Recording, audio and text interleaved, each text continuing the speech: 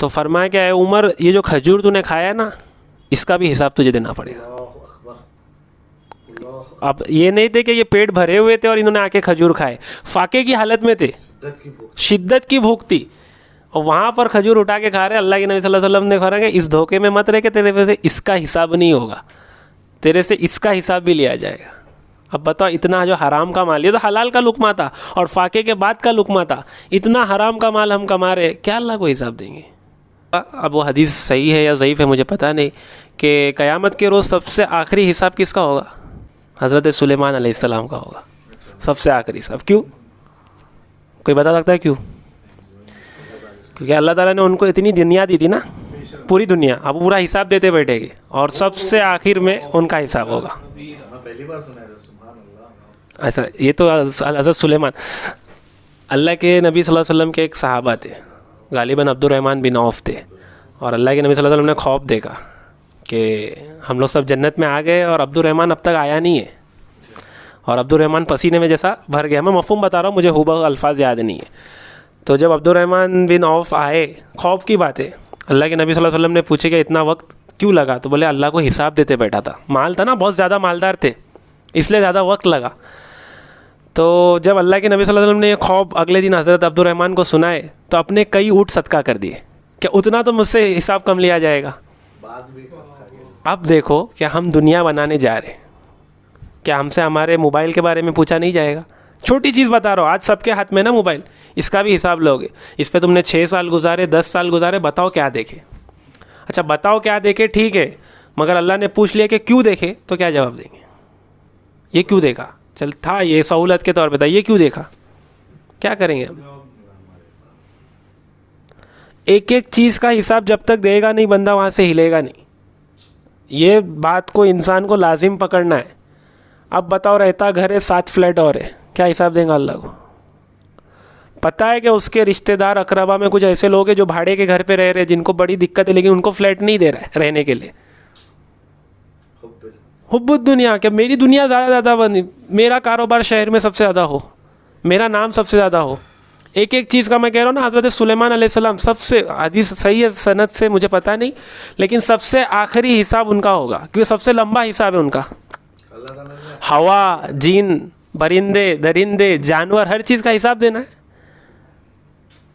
اور آج ہم چھوٹی سی دنیا, تھوڑا سا مال آ گیا تو اپنے آپ میں ایسا تکبر کہ ہم سے بڑا کوئی ہے ہی نہیں. کیونکہ اللہ کے نبی صلی اللہ علیہ وسلم فاقے کی حالت میں تھے, حضرت عمر بھی غالباً فاقے کی حالت میں تھے, اور ایک اور صحابی فاقے کی حالت میں تھے.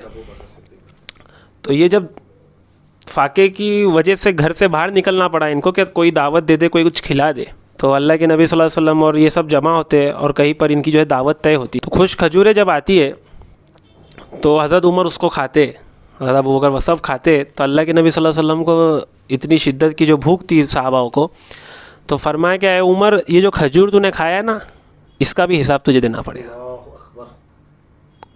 اب یہ نہیں تھے کہ یہ پیٹ بھرے ہوئے تھے اور انہوں نے آ کے کھجور کھائے, فاقے کی حالت میں تھے, شدت کی بھوک تھی, اور وہاں پر کھجور اٹھا کے کھا رہے. اللہ کے نبی صلی اللہ علیہ وسلم نے کہا کہ اس دھوکے میں مت رہے کہ تیرے سے اس کا حساب نہیں ہوگا, تیرے سے اس کا حساب بھی لیا جائے گا.